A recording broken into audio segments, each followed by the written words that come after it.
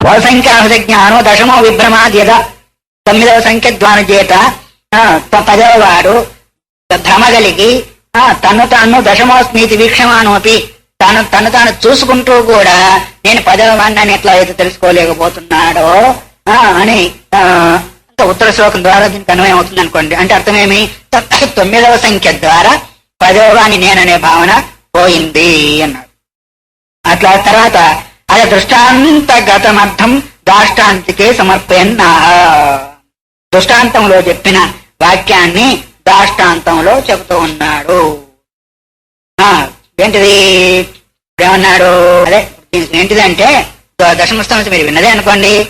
ఒక శిష్యుడి దగ్గర 10 మంది ఒక గురువు దగ్గర 10 మంది శిష్యులు ఉన్నారు. వాళ్ళు గురుగారు అరణ్యానికి పంపించారు. కట్టెలు తెచ్చే సమితలు తెచ్చడానికో పండ్లు తెచ్చడానికో పంపించారు. పంపిస్తే అందరూ వెళ్ళారు. వెళ్ళిన తర్వాత ఏమైంది అంటే మళ్ళీ తిరిగి వచ్చేస్తున్నారు గురువుగారు ఆశ్రమానికి. వస్తున్నప్పుడు పోయి అప్పుడు 10 మందికి భయం గారు అందరూ వచ్చారు లేదు లెక్క పెట్టరు అన్నారు. లెక్కపెట్టిన తర్వాత అందరిని నిలబెట్టారు. 1 2 3 4 5 6 7 8 9 అడే ఒకటి పోయాడ్రా నీ లెక్క రాదురా నేను పెడతానన్నాడు. అందరు నిలబెట్టాడు. వాడు 1 2 3 4 5 6 7 8 9 వాడు కూడా పోయాడు. నీకు రాదు ఒకరించి అందరు లెక్క పెట్టారు. ఎవరిని లెక్క పెట్టారు, వాడిని వదిలిపెట్టి అంటే ఆ 9 సంఖ్య వాడిని మరిపింపజేసిందా లేదా, వాడిని వాడు చూసుకుంటూ కూడా ఆఖరికి ఏడుతా ఉంటే ఆడంటే మానవాడు వచ్చారు. ఏంట్రా ఏడుతున్నావు అంటే మేము 10 మంది పోయాము 9 ఉన్నాము అందుకు ఒకటి చచ్చిపోయాడు ఏడుస్తున్నాము అన్నాడు. అదే 10వ వాడు కూడా ఉన్నాడు. ఉన్నారా ఉంటే ఏడి అన్నాడు. వాడు ఉన్నారా ఏడి అంటే నువ్వేరా 10వ వాడు అని కొట్టేసేసాడు కదా. నువ్వేరా 10వ వాడు వాక్యం, ప్రత్యక్షం అంటే తను తాను చూసుకున్నాడు. 2 అన్నాడు కదా, ప్రత్యక్షము వాక్యం 2 కావాలన్నాడు. వాక్యం ఆప్తవాక్యము కావాలా, ప్రత్యక్షము కావాలి. ఇప్పుడు ఏం చేశాడు, 9వ సంఖ్య ద్వారా 10వ వాడు భ్రమ చేత లేరనుకున్నట్టుగానే ఈ వికార రూపమైన ఘటపదార్థి ఆ మమకారం చేత ఉపకార అపకార భావం చేత తను తాను చూసుకుంటూ కూడా లేడు అనే భావన కలిగింది. అవి అలాంటి వాడి కొరకు తత్వమసి మహావాక్యము కావాలి.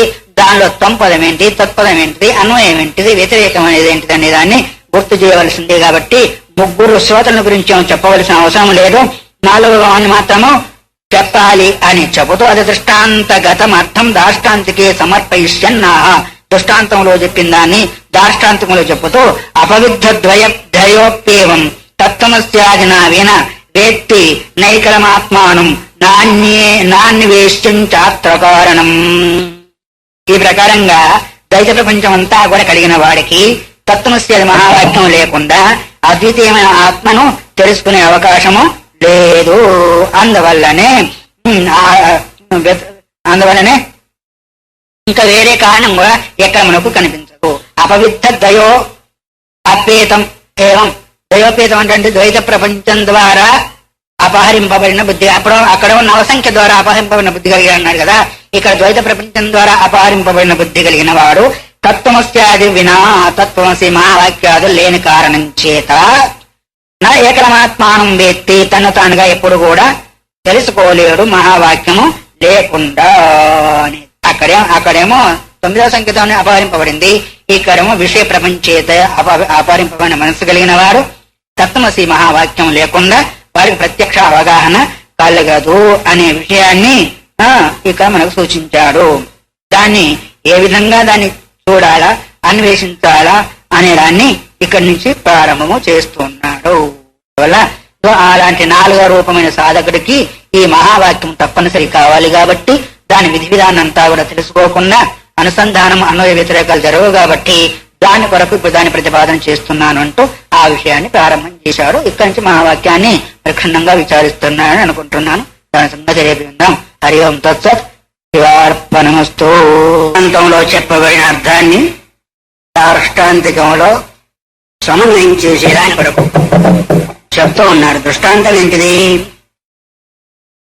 నవసంఖ్యారత జ్ఞానం దశమో విభ్రమాద్యత నా వేత్తి దశమోస్తి ఇది వీక్షమానాతి తన్నవ. 9వ సంఖ్య చేత విద్యమాన అంటే కొట్టబడిన వాడే మతిమరపు కలిగిన వాడు భ్రమ చెందినందువల్ల నేనే 10వ వాణ్ణని తనను తాను చూస్తూ ఉన్నప్పటికీ తెలుసుకోలేకపోయాడు అనేదేంటిది ఉపమానం, దృష్టాంతం. దాష్టాంతం చెప్తూ అపవిద్ధ ద్వయోప్యేవం తత్వమస్యాది వినా వేతనైకలమాత్మానం నాన్వేష్యం చాత్ర కారణం.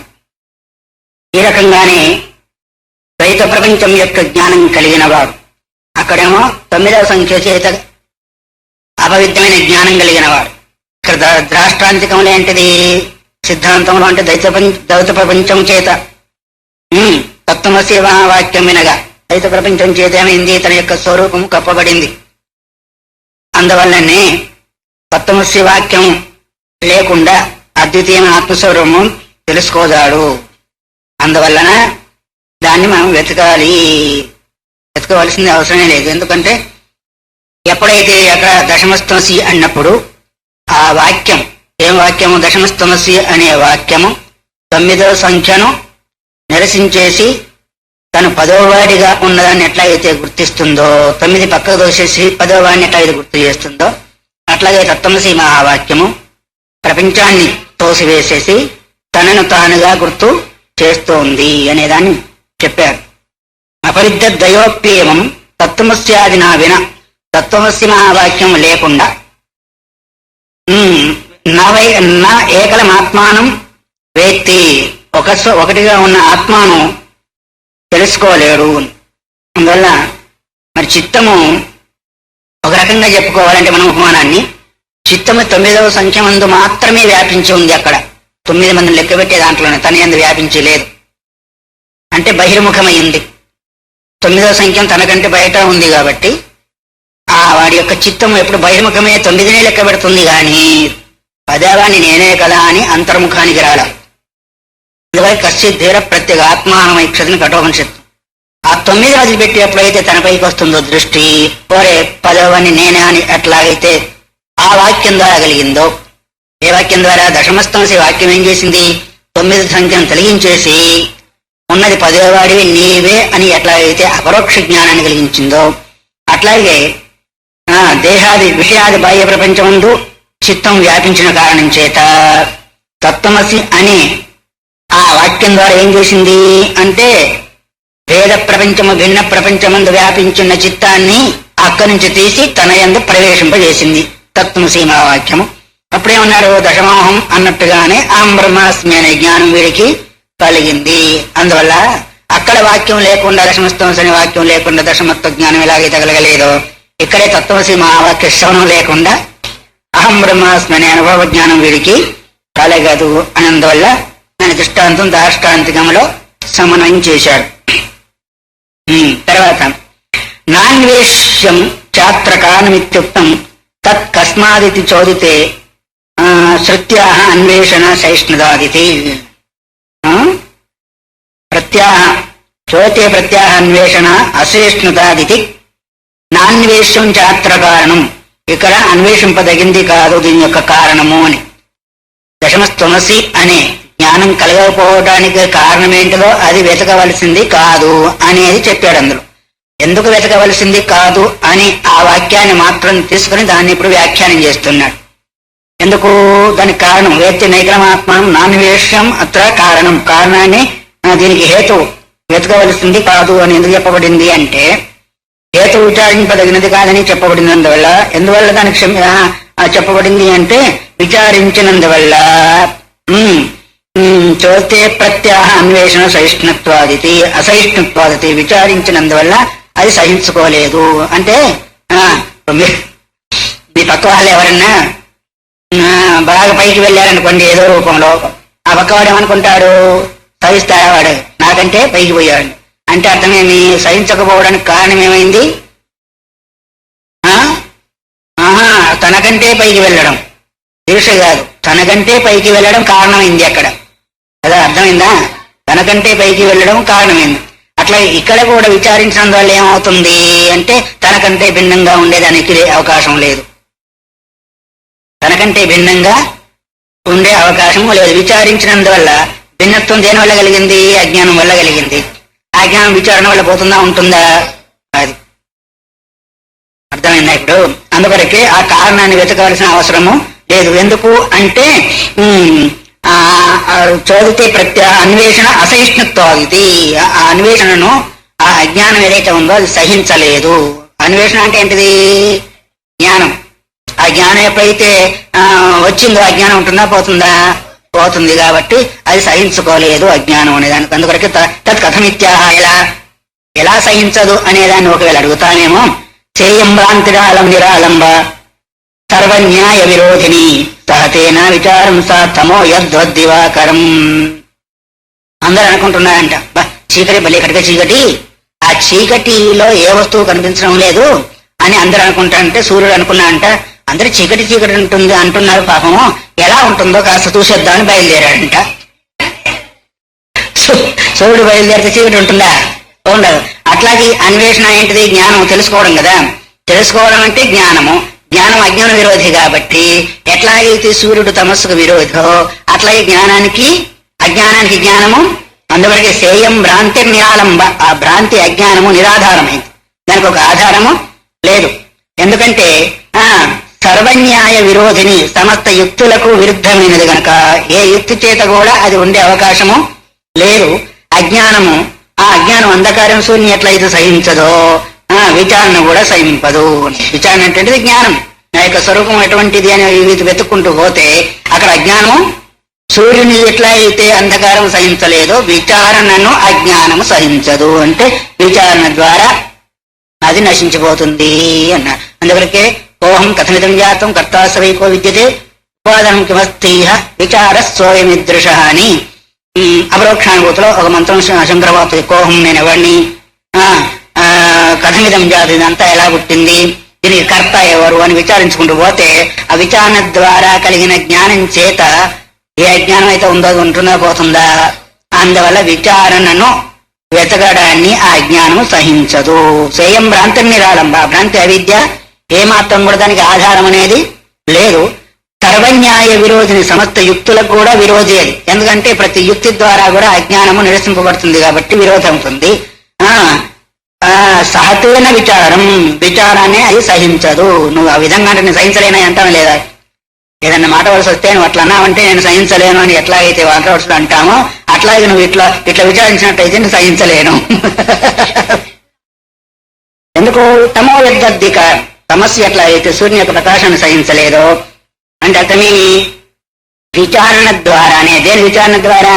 తత్వమసి విచారణ ద్వారా అజ్ఞానం నశిస్తుంది అనేది మనం సంక్షేపంగా అన్వయం చేసుకోవచ్చు చెప్పి ఆ తర్వాత ఇంకేం చెప్తున్నా, తస్యాఖలు అస్య అవిద్యాయ భ్రాంతే సమ్యక్ జ్ఞానోత్పత్తి ద్వారేణ నివృత్తి. అందువల్ల ఆ విద్య చేత కలిగిన భ్రాంతి ఎలా నశించుతుందంటే సమ్యక్ జ్ఞానోత్పత్తి ద్వారేణ. సమ్యక్ జ్ఞానం ఏంటిది? భ్రాంతి జ్ఞానం వేరు, సమ్యక్ జ్ఞానం వేరు. భ్రాంతి జ్ఞానం ద్వారా అజ్ఞాన నివృత్తి కాదు, అది పోషణం ఉంటుంది. సమ్యక్ జ్ఞానం అంటే తన యొక్క వాస్తవిక స్వరూప జ్ఞానము, అది కూడా దృఢమై ఉండాలి. సమ్యక్ జ్ఞానం అంటే భ్రాంతి జ్ఞానం కాకుండా తన యొక్క జ్ఞానము దృఢమై ఉన్నందువల్ల దాని ద్వారానే నివృత్తి అన్నాడు. కాబట్టి అవిద్య అనే భ్రాంతి నివృత్తి ఎప్పుడవుతుంది అంటే సమ్యక్ జ్ఞానం ద్వారానే నివృత్తి అవుతుంది. కానీ చీకటి ఎప్పుడు నివృత్తి అవుతుంది? సూర్యప్రకాశం వల్లనే నివృత్తి అవుతుంది. కానీ సూర్యుడు సూర్యుడు సూర్యుడు సూర్యుడు అని జపం చేస్తే అది నివృత్తి ఏది కాదు. అట్లాగే తత్వమసి మన వాక్యం అంటే నివృత్తి అయ్యేది తత్వం యొక్క ఈ వాచ్యాది లక్షాలను సమ్యక్గా బాగా విచారించి ఎప్పుడైతే ఈ పద్ధతికి వస్తాడో అప్పుడు మాత్రమే దీపవార్త తమ అపనుదితే అని ఒక వాక్యం ఉంది. దీపం యొక్క వార్త విన్నంత మాత్రమే చీకటి ఎట్లాగైతే పోదో అట్లాగే అహం బ్రహ్మాసి తత్వమసి మహావాక్యాన్ని విన్నంత మాత్రం చేతనే సమ్యజ్ఞానము కలగదు అన్నారు. కాబట్టి ఈ విధంగా విచారణ ద్వారా ఎప్పుడైతే సమ్యజ్ఞానం కలుగుతుందో అప్పుడేమవుతుంది అంటే ఇదో ఈ అజ్ఞానం యొక్క నివృత్తి కలుగుతుంది. బుభుత్సోచ్ఛేదీచాస్య సదసిత్యాదినా దృఢం ప్రతీచి ప్రతిపత్తి నాసో మానాంతరాత్ భవేతు. అందువల్ల ముముక్షునకు బుభుత్స అంటే బౌద్ధ ఇచ్చ బుభుత్స తెలుసుకోవాలని ఇచ్చ కలగడం ఏంటిది? బుభుత్స అంటారు. దీన్ని ప్రత్యేగాత్మ విషయమైన జ్ఞానం ఏంటిది? తత్వమసి ఇత్యాది వాక్యం చేతనే కలుగుతుంది. కానీ ఈ జ్ఞానం కేవలం వేరే ప్రమాణాంతరం చేత ప్రతీచి ప్రతిపత్తి నాసో మానాంతరాత్ భవే, తత్వమసి మహావాక్యం ద్వారా తప్ప వేరే ప్రమాణం ద్వారా వేరే వాక్యాల ద్వారా కలిగే అవకాశము లేదు. దేని తెలుసుకోవాలనుకుంటున్నాడు? ముముక్షునకు తెలియాలి, ఆ తత్వాన్ని తెలుసుకోవాలని ఎప్పుడైతే ఇష్టము ఇచ్ఛము ఉందో దాన్ని ముముక్షుత్వం అన్నారు కదా. మోక్షాన్ని పొందాలి అని ఆయన అనుకున్నప్పుడు దాన్ని తెలుసుకోవాలనుకుంటాడు కాబట్టి దేన్ని తెలుసుకోవాలన్నప్పుడు ప్రత్యేగాత్మ గురించి తెలుసుకోవాలనుకున్నప్పుడు ప్రత్యేగాత్మ జ్ఞానం తత్వంసి మహావాక్యం చేతనే కలుగుతుంది. అందువల్ల దానికి భిన్నమైన వాక్యం చేత కలిగే అవకాశం లేదండి. రకాలుగానో ఇప్పటికి విచారించుకుంటూ వచ్చారు. అందువల్ల మానాంతరం చేత ప్రమాణాంతరం చేత జ్ఞానం కలిగే అవకాశం లేదు. జ్ఞానం ఎప్పుడైతే కలగలేదో అవిద్యా నివృత్తి కూడా కాలేదు. కేవలం మహావాక్యార్థ బోధకం ద్వారానే అజ్ఞాన వృత్తి కలుగుతుంది. కాబట్టి అపరోక్ష జ్ఞానము సమ్యజ్ఞానం పూర్తి చేతను విస్తూ నివర్తిస్తుంది అన్నారు. కాబట్టి అప్పుడు ఏమవుతుంది? జ్ఞానము అంటే బ్రహ్మాస్మ అని జ్ఞానం కదా. పరమాత్మ అంటే ఎవరో తెలియాలని అనుకున్నారు. అనుకున్నంత మాత్రం చేత ప్రత్యేగాత్మ జ్ఞానం తత్వమసి మహావాక్యం చేత కలిగింది. కలిగినందువల్ల అప్పుడు ఏమైంది? అహం బ్రహ్మాస్మి అనే అనుభవ రూప స్థితి కూడా ఏర్పడింది. అప్పుడు కర్తృత్వ భోక్తృ సకల భ్రాంతికి అధిష్టానమైన ప్రత్యేగాత్మ త్వం అంటే ఎవరు? కర్తృత్వ భోక్తృత్వాది సంసార భ్రాంతికి అధిష్టానమైన వాడు. అప్పుడు ఏమైంది? వేరే ప్రమాణాంతరం చేత నా యొక్క స్వరూపం ఇటువంటిదని అవగాహన చేసుకునే అవకాశము లేదు. ఎందుకంటే అది భ్రాంతిని కలిగిస్తుంది. వేరే వాక్యం ఏం చేస్తుంది? సంసారాన్ని బోధిస్తుందే కానీ ఏకత్వ జ్ఞానాన్ని బోధించలేదు. అందువల్ల ఎప్పుడైతే ఈ విధంగా చెప్పారో ప్రమాణాంతం చేత తెలియబడదు అని అన్నావు కదా, ఆ వాక్యము ఏ రకంగా మరి దాన్ని నువ్వు సమన్వయం చేయగలుగుతావని ఒకవేళ అంటావేమో. కథం పునర్వాక్యం ప్రతిపాదయత్యేవేతి చేతి దృష్టాంతోక్తి. ఆ వాక్యం చేతనే ఎట్లాగా ప్రతిపాదింపబడుతుంది, వాక్యం చేతనే ఎలాగ సమ్యక్ జ్ఞానం కలుగుతుంది అని ఒకవేళ నీవు అడుగుతామో దానికి దృష్టాంతం చెప్తున్నాను. వేదాంతంలో కావచ్చు, ఎక్కడైనా కావచ్చు. దృష్టాంతం ఎందుకు ఇస్తున్నారు అంటే లక్ష్యాన్ని సుగమం చేసేదాని కొరకు, ఏంటిది సరళంగా అవగాహన చేసుకునే దాని కొరకు దృష్టాంత దాష్టాంతికముడు అంటే దృష్టాంతాన్ని చూపించి దాష్టాంతికాన్ని సిద్ధం చేస్తారు. అందువల్ల ప్రతిసారి కూడా ఎక్కడ ఎవరు చెప్పినా ఉపమానం అన్నా దృష్టాంతం అన్నా ఒకటే. దానికి ఉపమానం ఏంటి అని అది కథలుగా చెప్తా ఉంటాంటారు కదా. ఏదో ఒక చిన్న విషయాన్ని గుర్తు చేయాలన్నా పెద్ద కథ చెప్తా ఉంటారా లేదా? అనగానగా ఒక రాజని. అట్లా ఇక్కడ దృష్టాంతం ఎందుకు చెప్పబడుతుంది అంటే తాను చెప్పిన వస్తువుని ఇది ఇలాంటిదే అని నిర్ధారణ చేసేదాని కొరకు దృష్టాంతము చెప్పబడుతుంది. వల్ల జిజ్ఞాసో దశమం యద్వత్ నవాతిక్రమ్యతాం జిజ్ఞాసో దశమం యద్వన్నవాతిక్రమ్యతామ్యత త్వమేవ దశమోసీతి కుర్యాదేవం ప్రమాం వచః.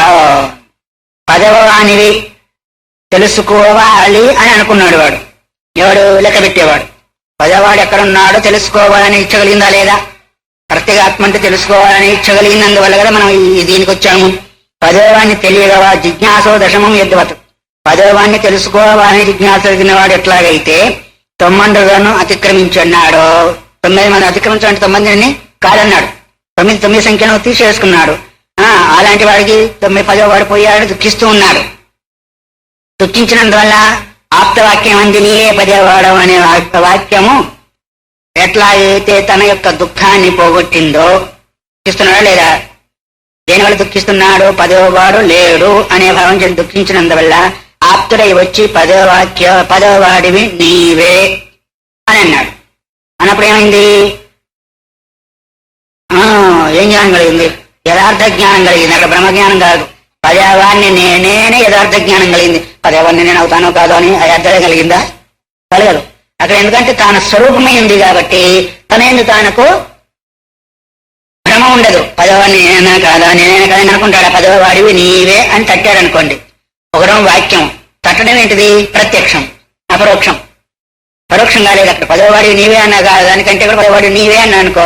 అప్పుడు ఏమైంది? ఆ వాక్యం శ్రవణము ప్లస్ ఇక్కడ దర్శనము. అంటే శ్రవణం చేతి ఏమైంది? 10వ వాడు లేడనే అజ్ఞానం పోయింది.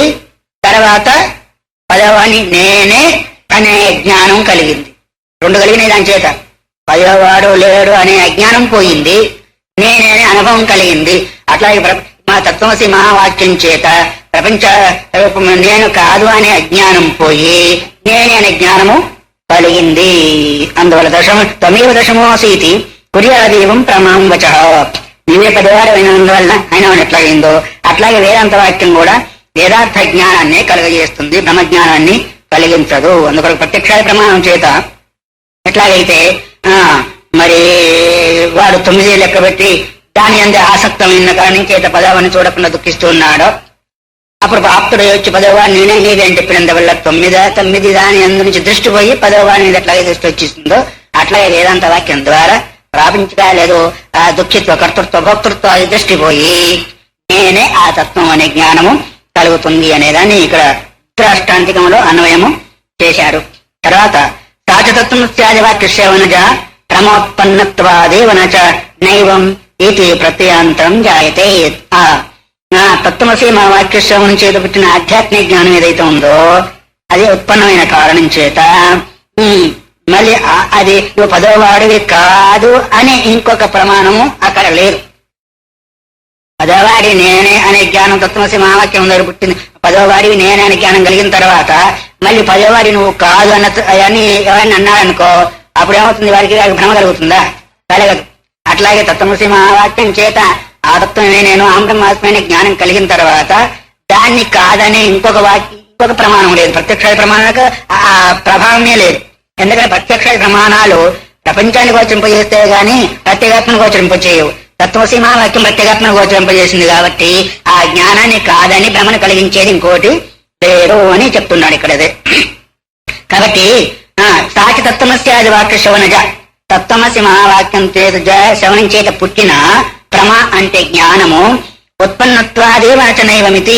ఆ ఉత్పన్నం కలిగినందువల్ల నేను ఆ స్వరూపం అనుకున్నాను, నేను కాదు అనేది మాత్రం భ్రమ అక్కడ కలగలేదు. ప్రత్యాంతరం జాయతే, నువ్వు కాదు అని వేరే ప్రత్యయం జ్ఞానం కలిగే అవకాశము లేదు. అంటే నేనే అని దృఢ జ్ఞానమే కలుగుతుంది తప్ప నేను కాదు అని భ్రమ జ్ఞానం మాత్రము కలగదు అని చెప్పి తదేత దృష్టాంత ప్రతిపాదే దాన్ని మళ్ళీ దృష్టాంతం చేసి ప్రతిపాదన చేస్తున్నాడు. మొదలైన ప్రతిజ్ఞ చేశారు. ఆ వాక్యం చేత కలిగిన జ్ఞానం యథార్థాన్ని బోధిస్తుంది కానీ మరి ప్రమాణాంతరం చేత అది బాధింపబడేది కాదు. ఎవరన్నా వచ్చి ఒక మాట చెప్పారనుకోండి, అది వాస్తవికమైతే నువ్వు చెప్పింది యథార్థం కాదు అని పక్క వాళ్ళంటే యథార్థం కాదు అంటావు అని ఎట్లాగైతే అంటారో అట్లాగే ఇప్పుడు తాను గోచరింపజేసింది ఏంటి? యథార్థ స్వరూపం జీవబ్రహ్మైక్యత్వాన్ని యథార్థ స్వరూపాన్ని గోచరింప చేసింది. కానీ దాన్ని కాదని మళ్ళీ చేసే వాక్యం ఇంకొక ప్రమాణం మాత్రము లేదు అని చెప్పి దానికి దృష్టాంతం చెప్తూ ఉన్నాడు. దశమోస్మీతి వాక్యోత్థానాధీర్యస్య విహన్యతే. 10వ వాణ్ణి నేనే అనే జ్ఞానాన్ని ఇంకొక ప్రమాణము ఇంకో జ్ఞానం ఎట్లా అయితే తొలగించలేదు. వాడికి దృఢమైపోయింది 10వ వాణ్ణి. ఎందుకంటే ఇందాక వేస్తూ ఉన్నాడు 9 అని 10వ వాణ్ణి నేనే అనుకుని ఎప్పుడైతే దృఢమవుతుందో నా విహన్యతే ఇంకో ఆ 10వ వాణ్ణి నేనే అనే వాక్యం ద్వారా కలిగిన జ్ఞానాన్ని ఎట్లాగైతే ఇంకొకటి ఎట్లా అయితే హననం చేయలేదో ఆది మధ్య అవసానేషు నవస్తస్య సంశయ. ఆది లోపల గాని మధ్యలో గాని ఈ పురుషునికి 9 మంది అంత సంశయం మొత్తం లేదు. ఉందా? 9 ఉన్నారనేది అంత సంశయం వాడికి లేదు. అది మొదట్లో లేదు, మధ్యలో లేదు, చివరిలో కూడా లేదు. 9 తప్పనిసరిగా ఉన్నాడు అని వాడికి మాత్రం ఏ రూపంలో కూడా సందేహము ఆది మధ్య అవసానేషు. ఆదిలో లేదు, 9 లేరని, మధ్యలో లేదు, అందరు లెక్క పెట్టిన తర్వాత కూడా లేదు. మాటికి లెక్క పెట్టినప్పటికీ 9 మంది ఉన్నారని దానిలో మాత్రం ఏమాత్రము సందేహము లేదే లేదు. నవస్య సంశయ నవసు అస్య సంశయ. 9 మందిలో మాత్రము వారికి సందేహం ఏమాత్రం కూడా లేదు. ఈ సందేహం దేనిలో కలిగింది? వారికి 10వ వాణి గురించి మాత్రమే. ఏం తత్వమసి ఇత్యస్మాత్ ద్వైతం ద్వైతనుత్ప్రత్యగాత్మని సమ్యజ్ఞాతత్వమర్థస్య జాయతే ఏవ ప్రమాదుడా.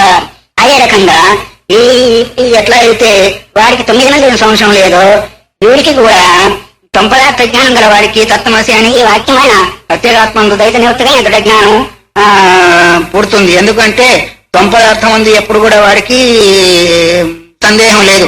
ఎందుకంటే త్వం అనే శబ్దం ద్వారా నేను అని చెప్పబడుతున్నాడు కదా, వాడికి సందేహం లేదు. అయితే నేను ఎవడు దీనిలో అనేది మాత్రం సందేహమే. ఎందుకంటే ఇంతవరకు శరీరం సంబంధించింది నేను నాకు అనుకున్నాడు కదా, అదే అహమ్మం అనేది ఇంతవరకు నిరూపణ చేసి ఉన్నాడు. కాబట్టి త్వంపదార్థ జ్ఞానం కలిగిన వాడికి 9 జ్ఞానం వాడికి ఉంది కాబట్టి 10వ వాడిని నేనని జ్ఞానం కలిగింది. అట్లాగే త్వంపదార్థ జ్ఞానం వీడికి ఉందా లేదా? జీవుడికి ఉంది. కానీ తత్పదార్థ జ్ఞానం మాత్రము లేదు. దాన్ని తత్వమసి అనే ఈ వాక్యము ప్రత్యేక ఆత్మనందు ద్వైతాన్ని నివర్తింపజేస్తుంది. ద్వైత నివర్తన చేసే జ్ఞానము పుడుతుంది. దేని ద్వారా పుడుతుంది? తత్వమసి మహావాక్యం ద్వారా పుడుతుంది అని. కాబట్టి 10వ వాణి అనే జ్ఞానము కలగముతము పూర్వమంతా కూడా ఎట్లాగైతే 9 మంది సంశయం లేదో వాడికి దృఢంగా జ్ఞానం 10వ వాడు కలిగిన తర్వాత నేనే అని ఎట్లాగైతే వచ్చిందో అట్లాగే త్వంపదార్థం ప్రత్యేగాత్మక ఏమాత్రం కూడా వాడికి సందేహం లేదు. అలాగే 10వ వాడిని ఉన్నప్పుడు ఎట్లాగైతే అక్కడ సందేహం పోయి ఉన్నాడో ఇక్కడ కూడా త్వంపదార్థం ముందు నేనా కాదా అని ఆ విచారణ జరిగి తత్వసి మహావాక్యం ద్వారా దృఢజ్ఞానం కలిగినందువల్ల అక్కడ దుఃఖ నివృత్తి అయ్యే అవకాశము ఉంటుంది అని ఈ విధంగా దాన్ని దృష్టాంతం చేత దాష్టాంతిక మందు సమన్వయము చేశారు. కాబట్టి ఎప్పుడైతే ఈ విషయాన్ని చెప్పారో దానిలో మళ్ళీ ఒక పూర్వపక్షం ఆక్షేపం చేసేదానికి వస్తున్నాడు. ఏమేమి ఆక్షేపం చేస్తున్నాడు అనేదాన్ని దీనిలో చెప్తున్నాడు. ప్రత్యేగాత్మని ప్రమోపజాయతే ఇత్యుక్తం. ప్రత్యేగాత్మ యందు జ్ఞానం కలుగుతుంది అని. ఏం జ్ఞానము? యథార్థ జ్ఞానం పుడుతుందని చెప్పబడింది కదా. దాని యందు ఆక్షేపిస్తున్నాడు. ఏమని అంటే తత్ర చోదయతే కిం యథా ఘటాది ప్రమేయ విషయ ప్రమా కర్తాధికారక భేద అనపహన్నవేన జాయతే తథైవ ఉత అశేషకారక గ్రామోపమర్దేన కర్తు ప్రత్యేగాత్మనీతి. ఎట్లాగైతే ఘటాది పదార్థాలు ఉన్నాయి కదా, అవే విషయంగా కలిగిన యథార్థ జ్ఞానం.